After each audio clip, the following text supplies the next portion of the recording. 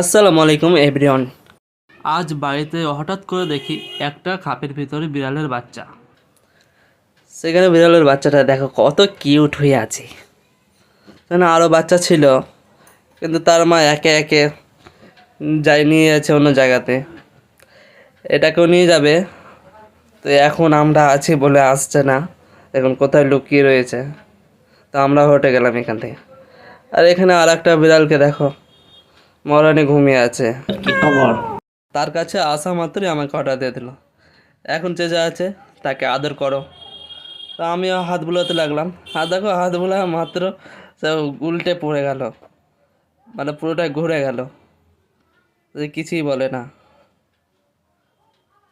এই বিড়ালটাও আমাদের বাড়ি প্রতিদিন আসে, এও বাচ্চা দিবে বলে এখন জায়গা ধরছে। আর প্রতিদিন এখানেই ঘুমিয়ে থাকবে, এখান থেকে একটু ঠান্ডা তো এই জন্য।